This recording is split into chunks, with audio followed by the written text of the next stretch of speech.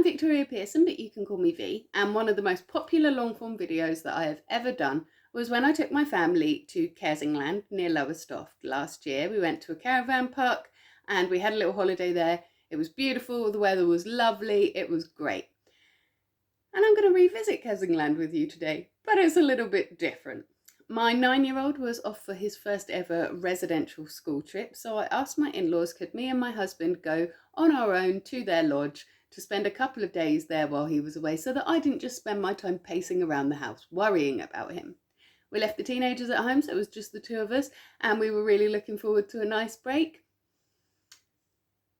We got a break in the weather for a second. It was very, very scorchy, very, very wet. I'm going to take you along to show you the other side of holidaying in the UK. I really hope that you enjoy it.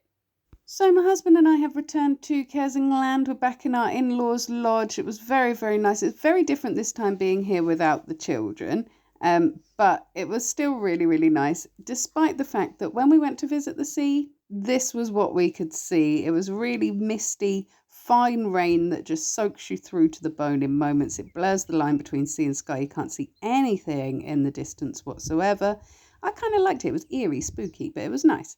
Some people continued through that horrible, misty, foggy rain and continued to hire go-karts and stuff and go out there in it.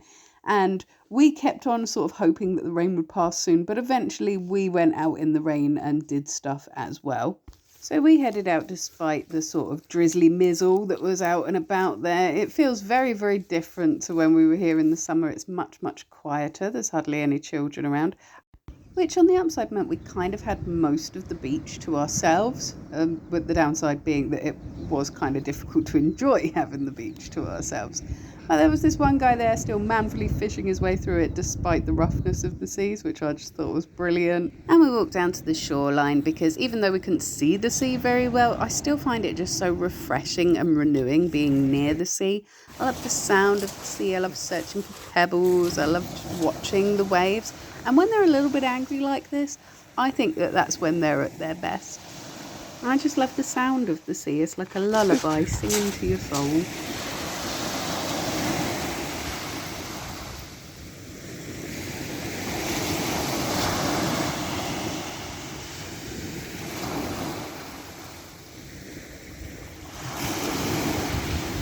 I mean, listen to that. Isn't that just glorious? I absolutely love the sea. I wish I'd recorded more of it so I could use it as sleep music when I get home.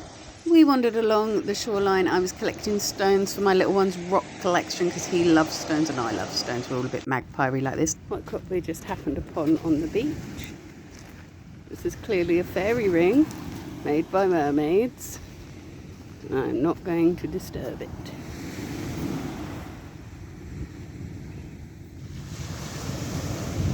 There's no way I'm crossing whatever magical sea creature lives out there.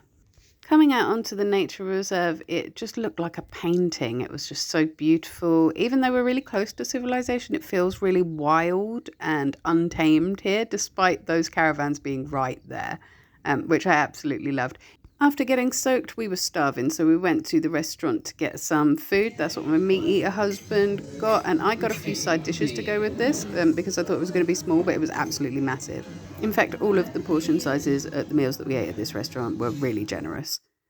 We saw this tree last time we were here, and it was starting to lose its leaves because it was in August, but now it is all in bloom. Last time we came, all of this was flowers, so I'm really looking forward to seeing how it will look at the end of August as well, to see if there is any particular differences there.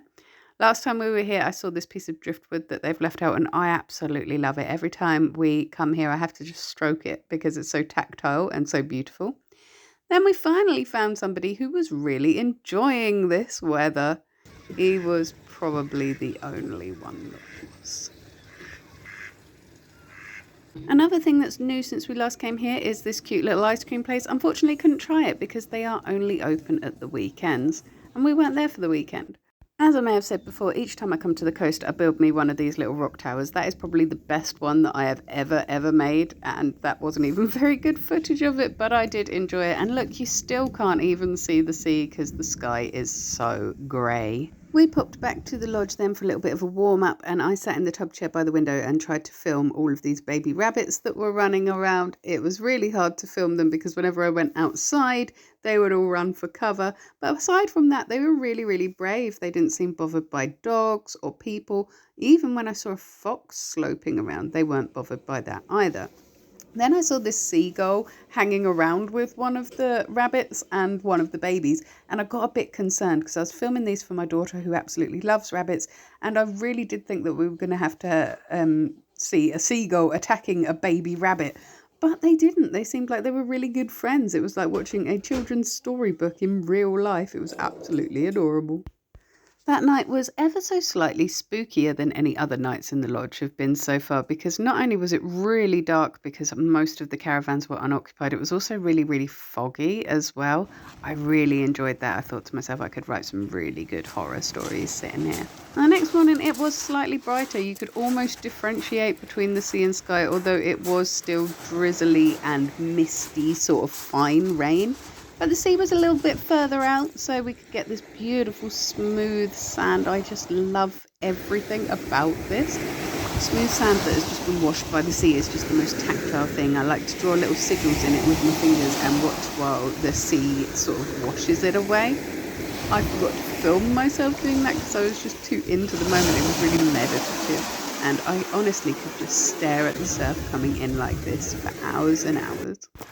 It's bracing, that's what it is. Character building.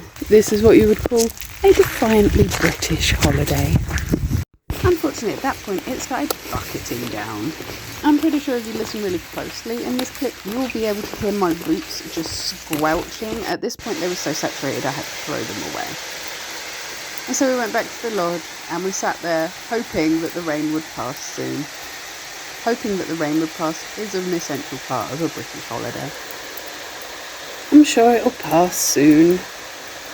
And because it was too rainy to go out, and because I didn't have any children with me, there really was only one thing for it, and it was time to start day drinking. This was actually really, really nice. It kind of tasted like refreshers. It was maybe a bit too nice. I drank a few too many of them and ended up feeling really sick that evening. I might not touch that one again next time we come here. It was like a raspberry and lemon flavoured gin. It was a weird flavour, but I really, really enjoyed it. Next off, we deluded ourselves into thinking that we could see a little tiny patch of blue sky, so we immediately tried to find whatever dry clothes we could to go out into it. Now, admittedly, some of those clouds still looked a little bit foreboding, and we maybe should have taken that into account. Maybe next time we go, I'll take an umbrella and some wellies with me. I mean, the sky is almost blue in places there, right? It had at least calmed down enough that some little rabbits and seagulls were coming out, but I don't know, they seem to know whenever I've got my camera out and just run away from me whenever I try and film them. 7 p.m. on our last day, and look, the sun has finally come out. There's a bit of blue sky up there, look at that. We're ignoring that big dark cloud. Sunshine! Very dark clouds. But the good weather was definitely worth the wait. I mean, look how stunning this is. It's like being inside a painting. Just absolutely beautiful.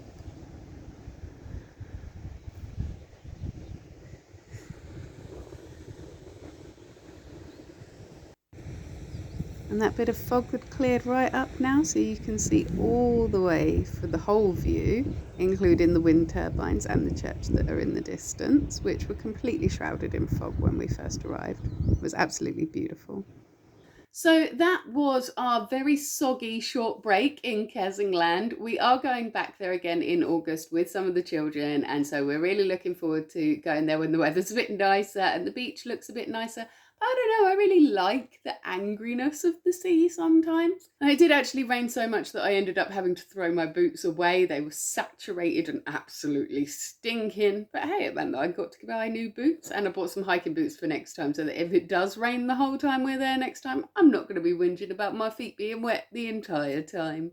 Really do hope that we get a little bit better weather than that in August though. So I will be back here next Monday, 6 a.m. UK time for my weekly vlog. But if you can't wait to see me till then, I understand. I will be here every single morning in your shorts, taking a great big deep breath, letting you know what I'm grateful for. I'm also here on a Witchy Wednesday doing an intuitive card read for you. And I might have a couple of extra little bits of sea footage to show you as well. A little bit of waves ASMR because I really love that. And I like to put a little bit of it on my channel so that I can find it more easily in the depths of winter when I need to see the sea. Until then, you have yourself a beautiful week.